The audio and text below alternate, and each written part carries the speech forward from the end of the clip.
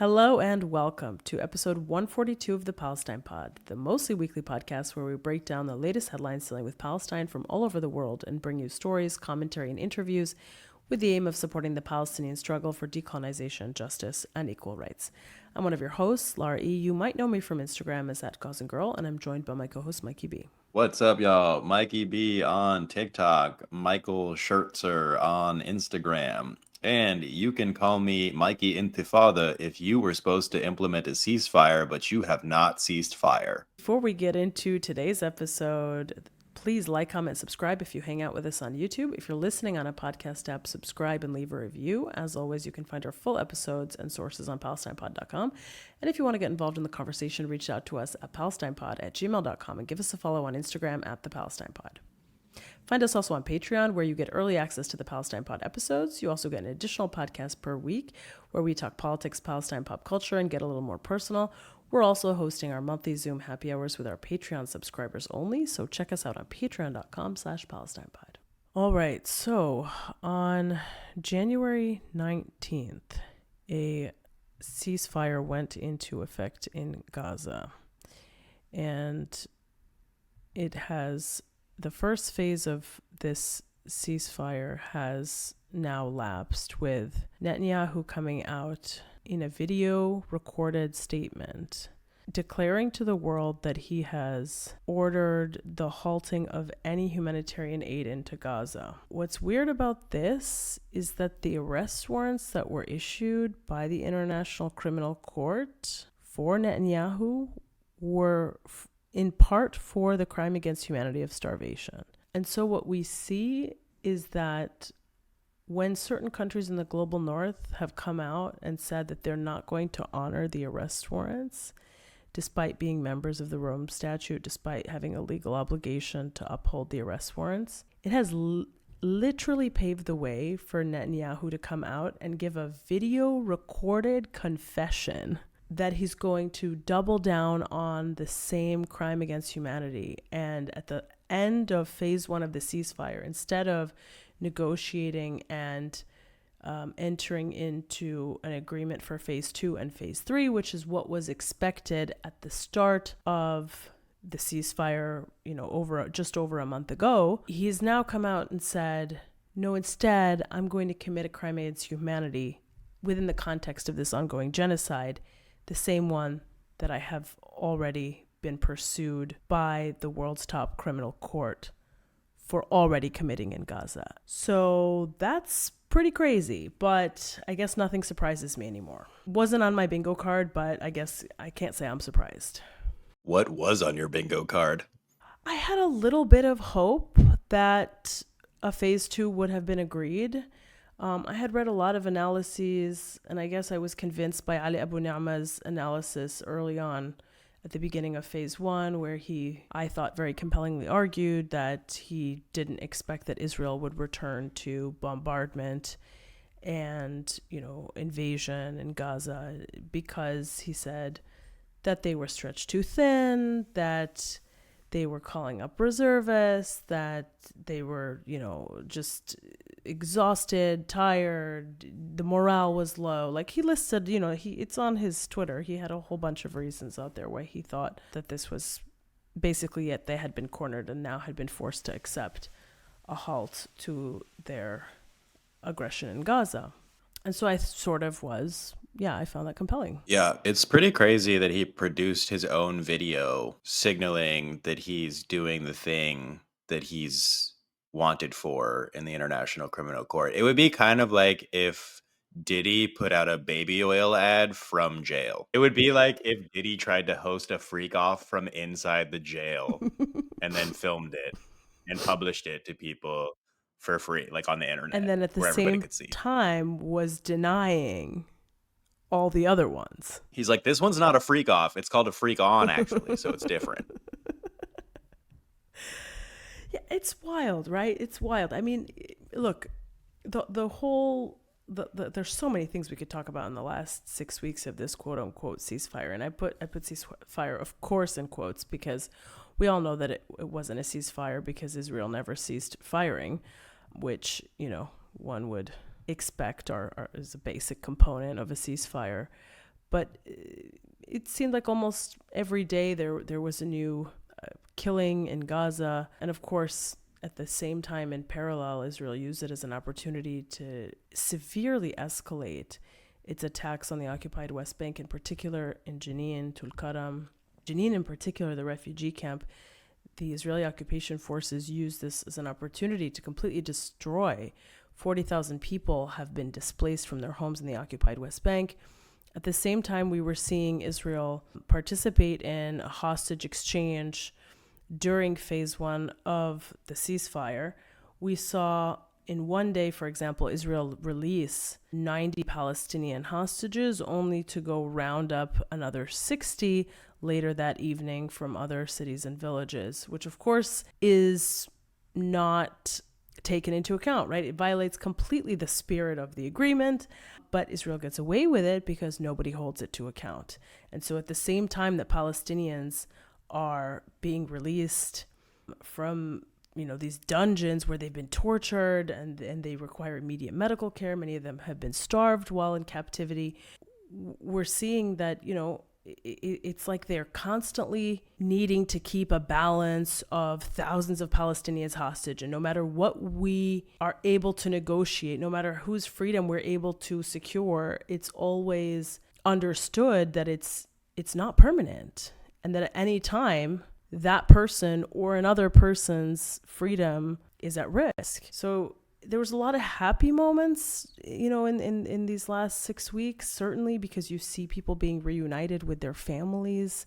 Some people who haven't seen their families in decades, people who went in when they were kids and now have come out and, they've got gray hair. Like you've seen so many stories of just being, completely separated from your families, which of course, for Palestinians who have a very family-centric culture, it's even more devastating. And then at the same time, even those moments of joy themselves are so fleeting because of what's happening around it, because of the fact that the captives, the hostages themselves are not safe. I think probably the only ones whose freedom was secured are the ones who were forced into exile. But then even those Palestinians are dealing with the trauma of now being forced into exile and being away from their homeland. So yeah, lots and lots of, mixed feelings. Israel has an insatiable desire or an insatiable appetite for kidnapping Palestinians. Yeah, that's the commentary. I think that's all you need to say.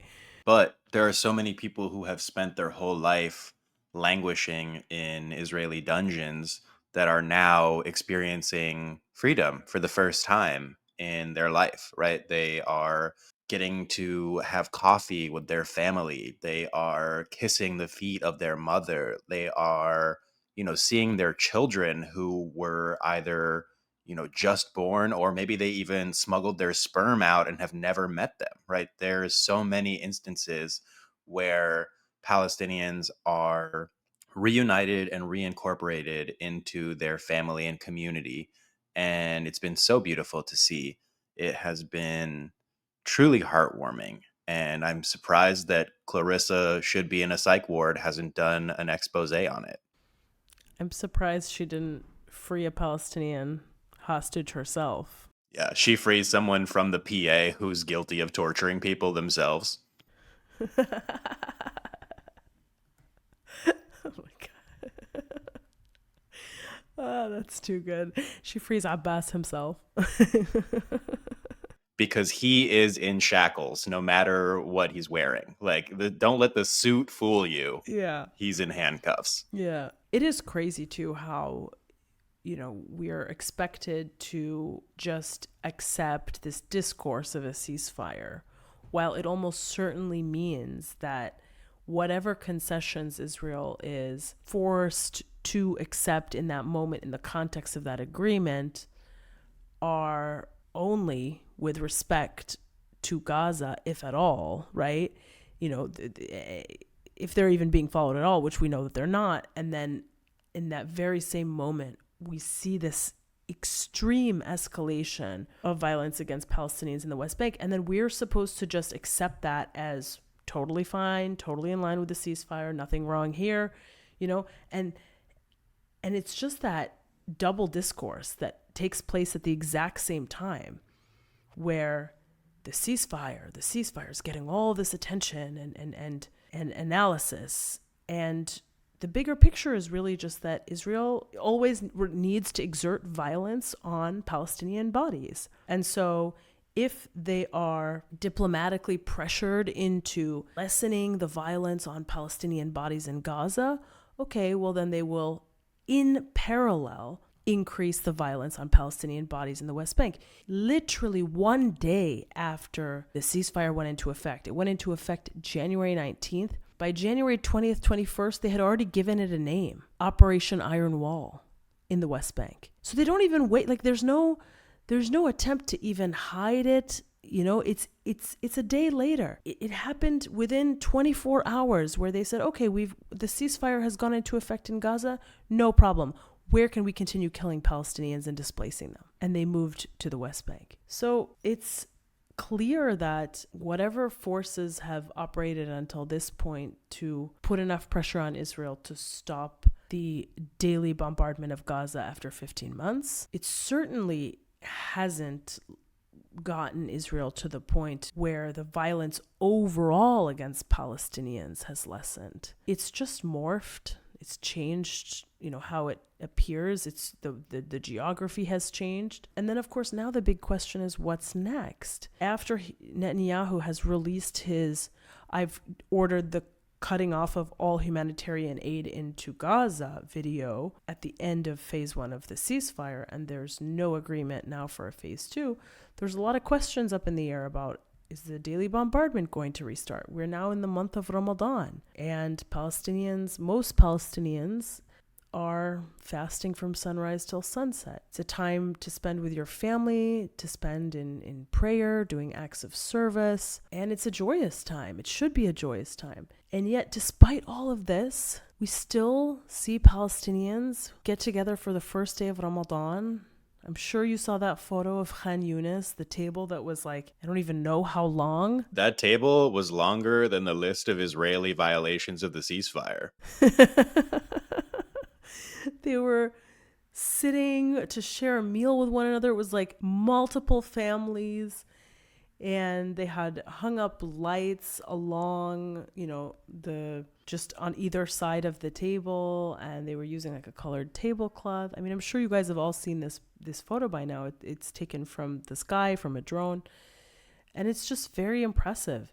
I wish they could have that every day without any of this extra stuff to worry about, because they deserve that, because all people deserve to be in their homes with their families and enjoy their lives. It's just basic. But they're doing that despite the terrain around them being completely destroyed. They're doing that, and they're smiling, and they're, I'm seeing my friend Dr. Harara in Gaza posting, here's what I had for iftar today. What did you guys have? And engaging with his followers. Yeah, it really puts things in perspective when you see how grateful and gracious and thoughtful they are under the worst conditions, and then jump scare to people in the West being like, I literally can't even deal with this. And it's just you guys need guidance. May Allah guide you. Okay, you're really gonna have to stop with that, because everyone's gonna be like, he converted. Oh no, people will know that I didn't convert. I still drink and smoke weed. I would say so do some Muslims. Okay, well, that's a intercommunal thing that I'm not going to touch. That has nothing to do with me, because I'm Jewish. All right. What do you think is going to happen, Michael? I'm curious to know. Do you think that Israel's going to go back to unhinged bombardment in Gaza? I think that this is the first phase of a longer war, and that the Israelis will not accept their increasing isolation. They will try to lash out even greater, as they already are, with the destruction of all of the roads in Jenin, the demolition of multiple neighborhoods, and the displacement of, as you said, over 40,000 people. And I think that continued strikes on Gaza will reignite a regional conflagration, and that Yemen has already stated that they are willing to reinstate the blockade and respond to any violations of the ceasefire. I think that the Palestinian resistance will remain steadfast, and they have integrated both new recruits into their strategy, and they've also received from this prisoner exchange many of the heads of various resistance departments. And so, like for instance, Zechariah Zubeidi was freed by the Palestinian resistance. He was the head of the Jenin Al Qassam brigades. The Israelis essentially said he is like the guy in Jenin. And, we know him from the Gilboa prison escape. Many people know him from the Jenin Freedom Theater. And so I think that it's very likely we see another flare up, that many people on the ground realize that this was just the first iteration of a longer war that will lead to the demise of Israel.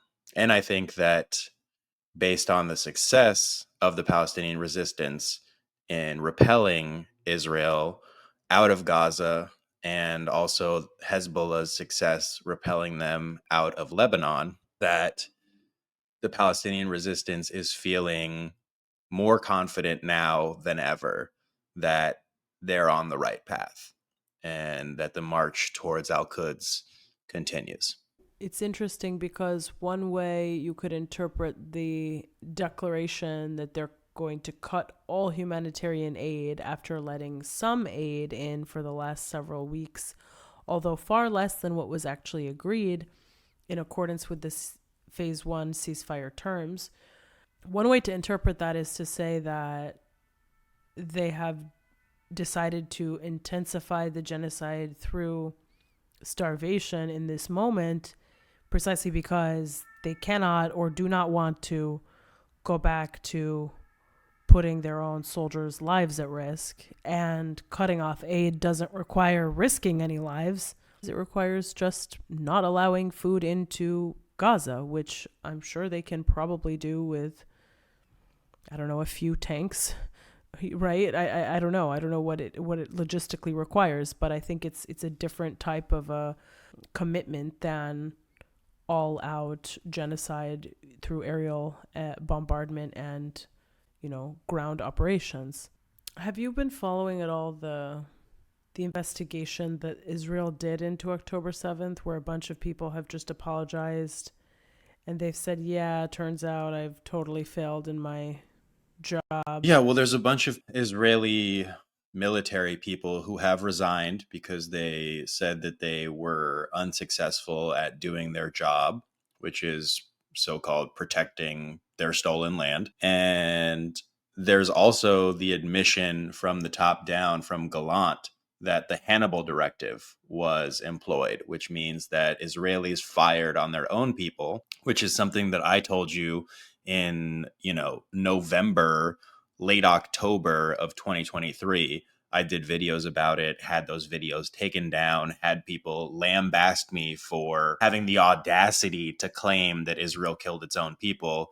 Flash forward to where we are today. Now you're seeing interviews with Gallant on TV admitting that, yes, the Hannibal directive was employed. They killed many of their own people in order to justify doing a genocide on a large scale. They had to rile people up and get them to feel jingoistic to, justify this insane use of force. It's weird because that interview with Gallant, even though it's a video interview with two Israeli journalists, and he outright says that the Hannibal directive was used after being asked by the Israeli journalists, was the Hannibal directive used on October 7th? And he admits it for the first time that I'm aware of on camera, made no waves in the mainstream corporate media. So the admission is there in the Israeli media. I don't know whether and to what extent Israeli society has responded. Do they care? Does it matter? Was it covered up? Do you remember the interview with the two Israelis who were shot by the other Israeli in Florida, right? The one that you said is like scrubbed from the internet, you can't find it. that's very likely how all of Israeli society is reacting to the news that the Hannibal directive was employed, where they're either ignoring it, or if they come to terms with it, they are not actually able to acknowledge the facts. They're not able to change their perspective because they're so accustomed to feeling like the victim that it is such an abrupt departure from their ideology that the cognitive dissonance fully does not allow them to comprehend it. It's Yeah. too much. Yeah, it's too much. Yeah, And it's too so, much. there are some people in Israeli society who are like, yeah, the Hannibal directive was used, but like it's the same people who are doing like protective presence in the West Bank where there's like 13 of them max. Yeah. But he admitted it, and he had no problem admitting it. It was almost like it doesn't matter. It was almost like it's nothing to be ashamed of, you know? And do you know why it doesn't matter to him? One, he's a terrorist. And two, Israeli society is so conditioned that he knows he can say, yeah, we killed people, and they still won't be able to accept it. Yeah, and I mean that's exactly what happened, you know, and that's exactly what happened. And all the other media and individuals like yourself who have been reporting this since November 2023, I think a lot of people owe them an apology, because I remember that the reaction was like, how dare you say something like this? Oh, sorry. I would love an apology from a lot of people, actually. But I'm also not holding my breath. Okay. Well, if anybody wants to apologize to Michael. Yeah, my DMs are open for apologies. Yeah. Yeah. And here is a message from senior Hamas leader Mahmoud Mardawi. We will not accept an extension of the first phase and insist on implementing the agreement in all its stages as it was signed. The occupation will only retrieve its captives through a prisoner exchange deal. Netanyahu is delusional if he thinks he can achieve through the starvation war what he failed to accomplish on the battlefield. There is no room for renegotiation. The mediators must compel the occupation to implement the agreement's terms as signed. Egypt has repeatedly informed us of its rejection of the displacement plan to protect its national security and in support of Palestinian rights. And I'm actually looking at footage of confrontations between occupation police and settler demonstrators who tried to breach the security barriers near Netanyahu's residence in occupied Al-Quds during an event demanding the completion of the prisoners' exchange deal. So Netanyahu, in his attempt to elongate this process to stop the hammer of justice from coming down on him, both internally for his corruption charges and externally for the war crimes he's responsible for, is trying to sabotage these negotiations. And also, he was upset at the so-called theatrics of prisoner exchange, wherein the Palestinian resistance put in coffins the Bibas family, where the Israelis had killed them during bombardment. And that's why during another instance of prisoner exchanges, you see an Israeli captive who kissed a Palestinian resistance fighter on the top of his head. And it was actually two different Palestinian resistance fighters that the Israeli captive kissed on the head. It's crazy because there's a meme online where it's like, do you condemn Hamas? And then it's a picture of a Palestinian kissing Hamas on the forehead, right? And then the Israeli captive literally did the meme, where it's like, do you condemn Hamas?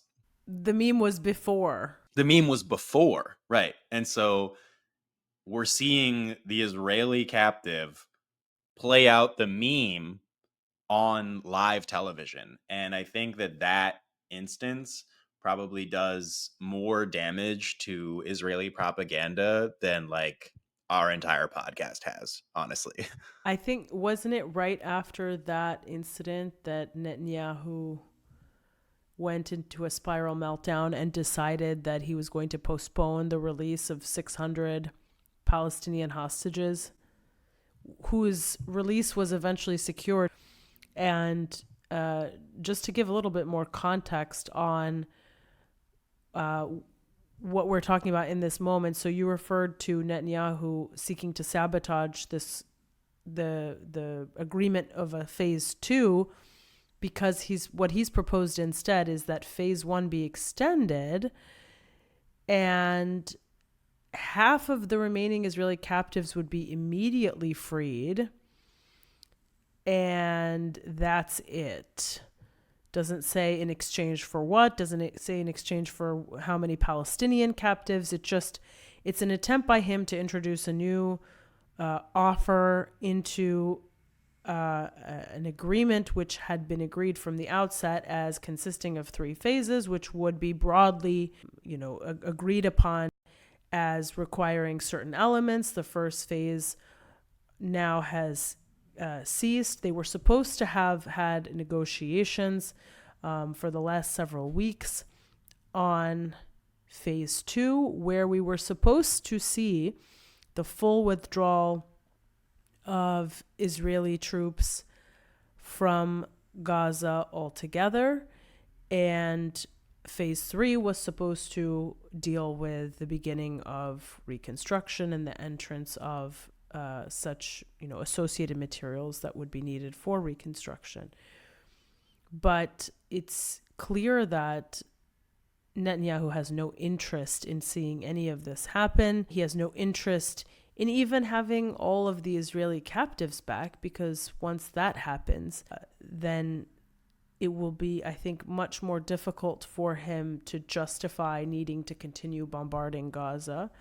And it's only through having this sort of justification for war that he can continue to keep himself out of prison.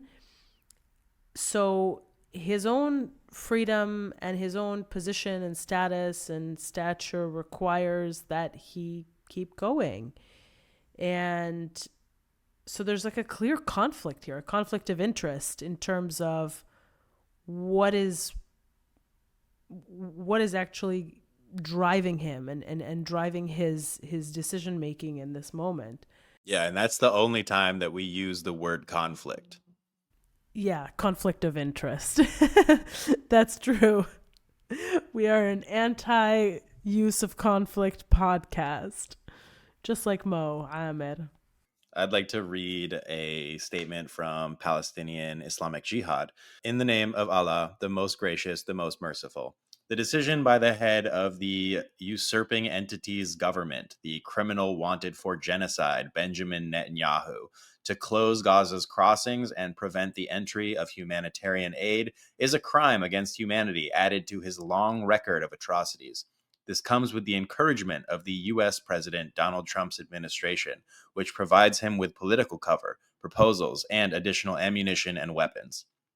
This unjust and criminal decision is not only a violation of the ceasefire agreement in Gaza, but also lays the groundwork for a new wave of aggression against the Strip as part of the ongoing genocide and displacement war against our people. The enemy's government, its army, and its backers in Washington bear full responsibility for this crime. Those who lament the enemy's prisoners held by the resistance in Gaza should remember that the policies of the usurping entity have held Gaza and its people hostage to siege and starvation for many years. That is Islamic Jihad movement in Palestine, Sunday, the 2nd. And there is, of course, broad international consensus that what Israel is doing is completely illegal and unjustified and violates all international norms by seeking to halt completely the entrance of humanitarian aid within the context of an illegal occupation, within the context of an ongoing genocide, within the context of a ceasefire agreement, which was supposed to continue to be implemented. So there's so many different layers here of illegalities. Egypt also released a statement urging full implementation of the Gaza ceasefire, calling on the European Union to pressure Israel to enforce it. This is a statement from the Palestinian Ministry of Health on March 2nd, it says 2024, but I think they meant 2025. They've got a lot going on.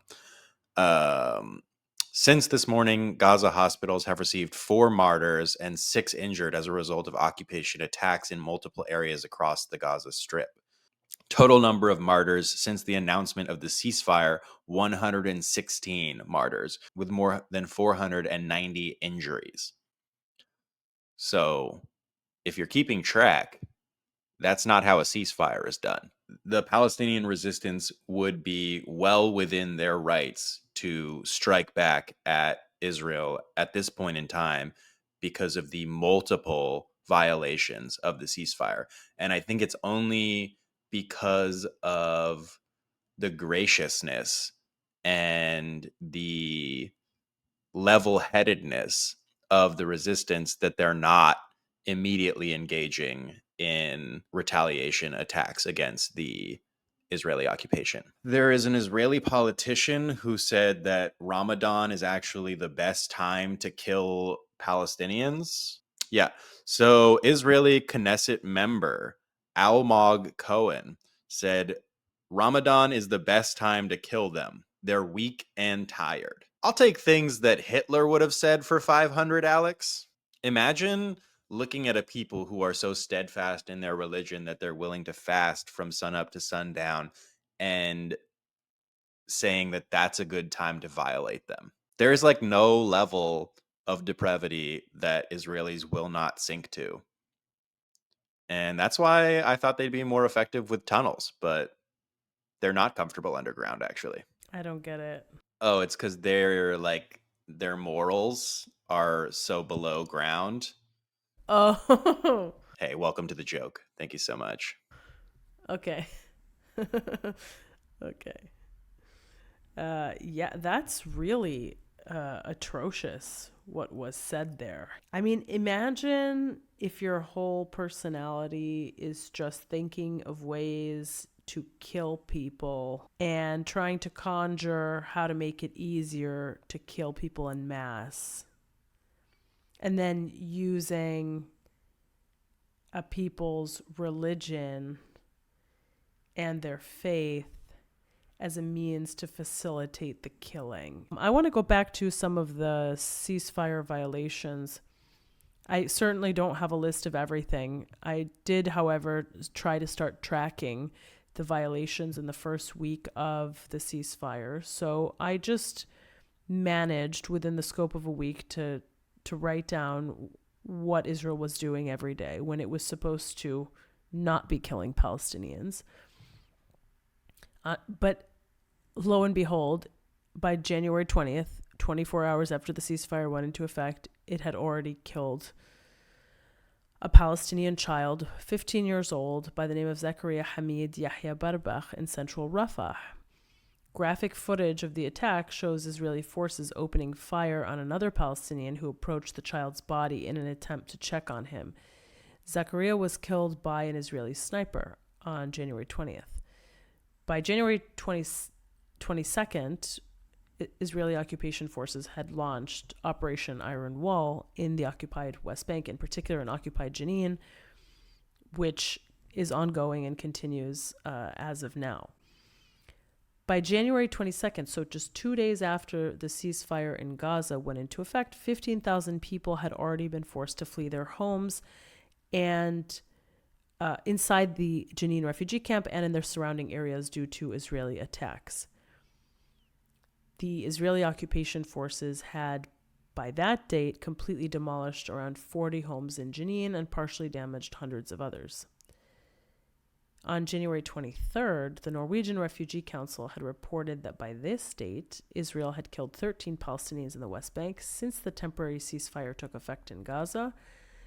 And according to Mariam Barghouti, who had been reporting from on the ground in the occupied West Bank, one of those killed was a 16-year-old boy, and another was a father killed in front of his son.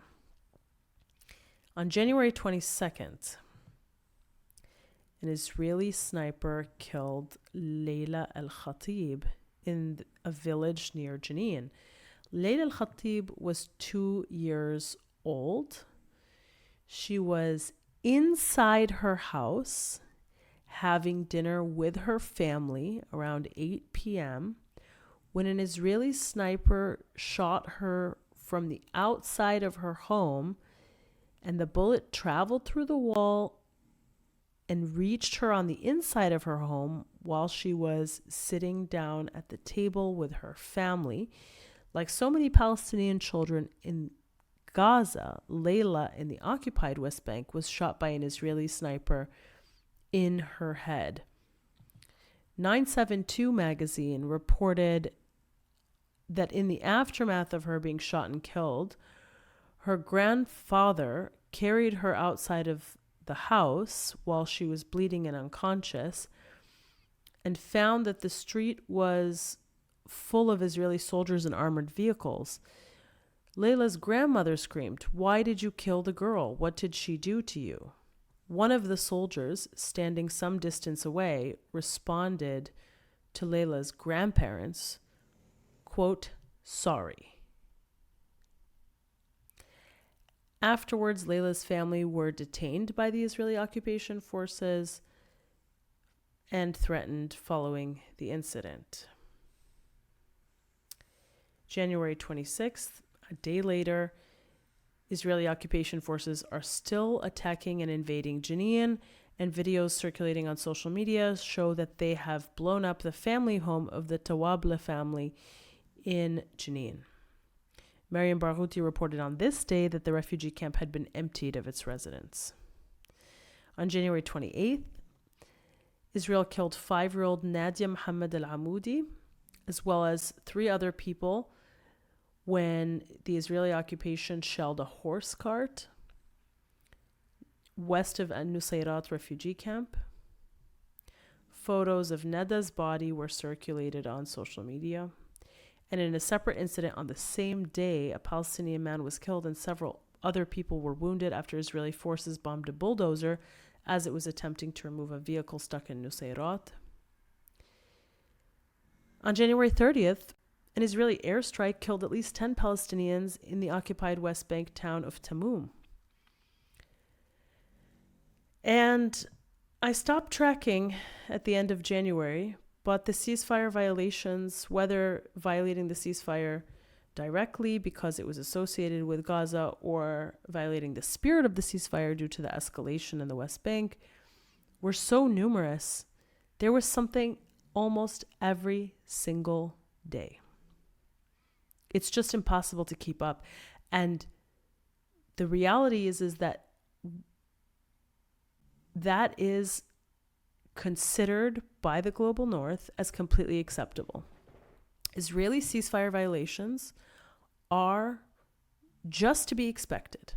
There is no expectation for Israel to actually comply with what it has agreed to.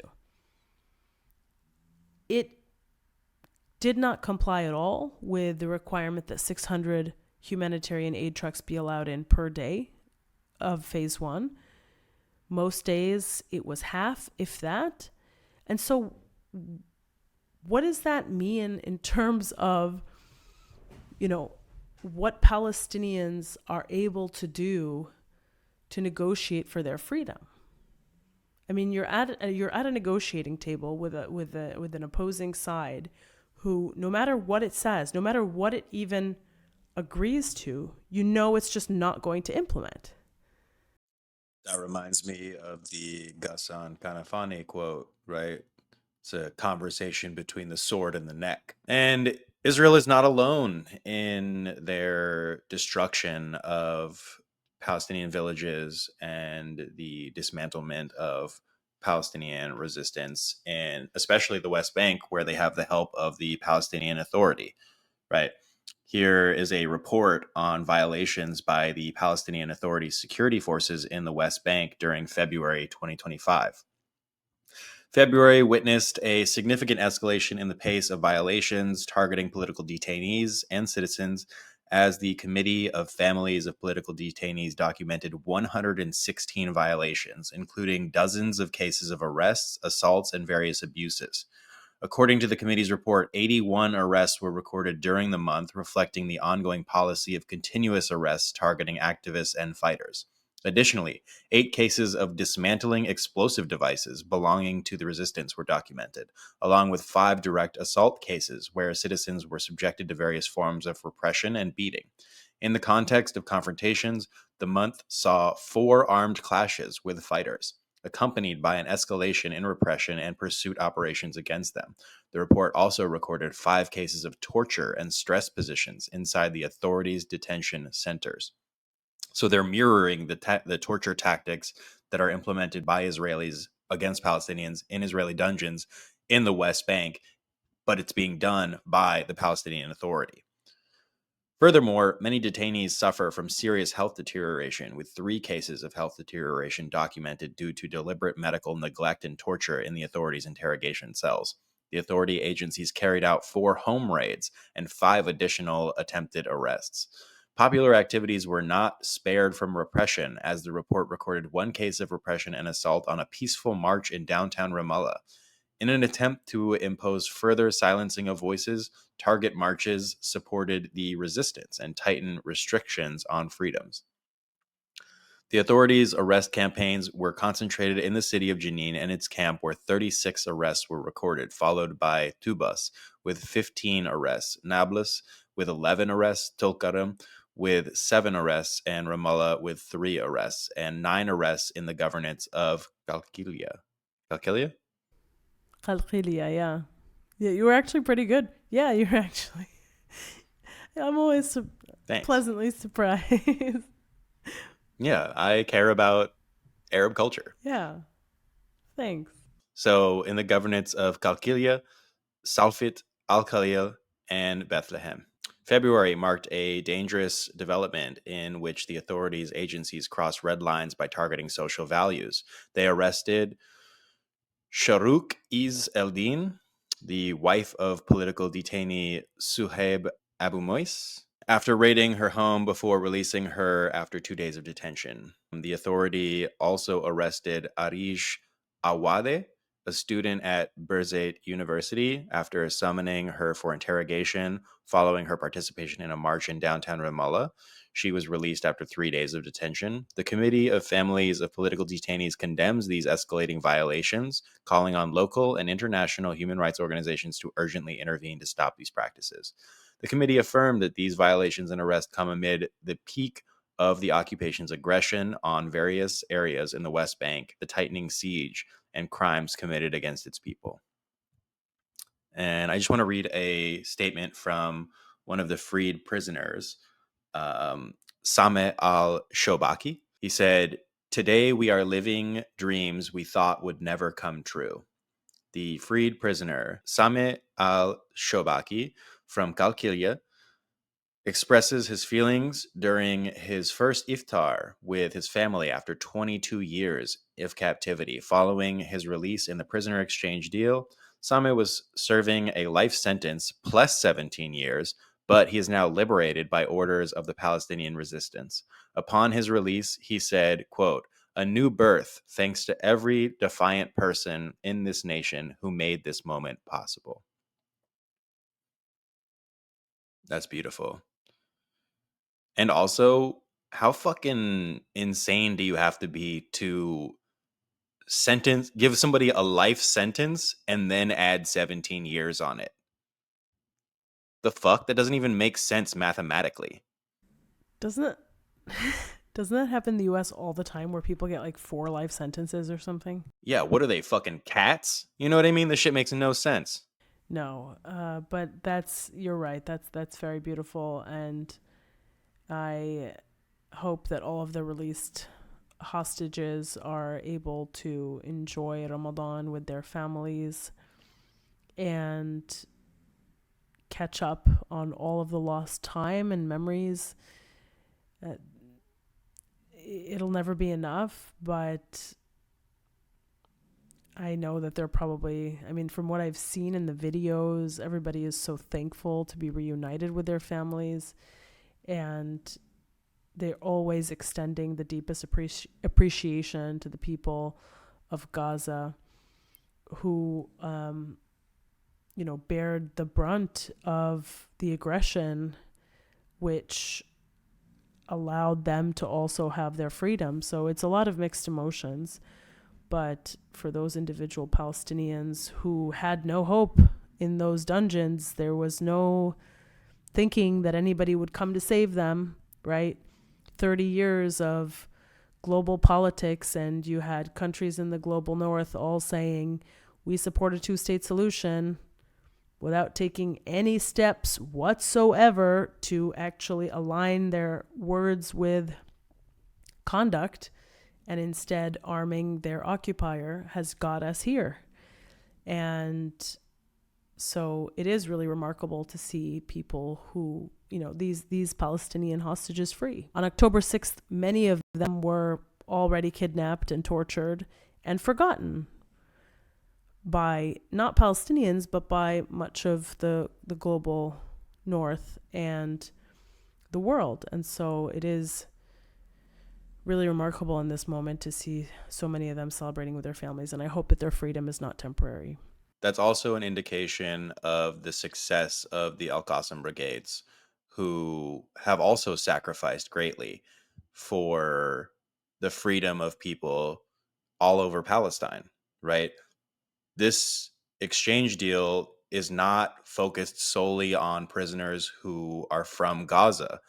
There are people who are going back to the West Bank, people who are going back to Al-Quds as a result of the Al-Qassam brigades and their strategy. So in conclusion, withholding humanitarian aid is a crime against humanity, and Netanyahu has just filmed himself declaring that he is doing that crime against humanity in wild shit that should not happen. But here we are. I think that Milikowski saw all of the lower level Israeli soldiers uploading their war crimes, and he just wanted to get involved. He was like, I can't let them have all of the fun. That's actually a really good point and probably true. Yeah, I never thought about it like that. That's like him uploading his war crime. Exactly. He was like, look, I don't actually go out into the field and like blow stuff up myself, but I also do war crimes. And I want the people to know. He's like jealous that they are doing all the war crimes. That's it. That's the whole thing. Oh, yeah. Sorry, I forgot to do an outro.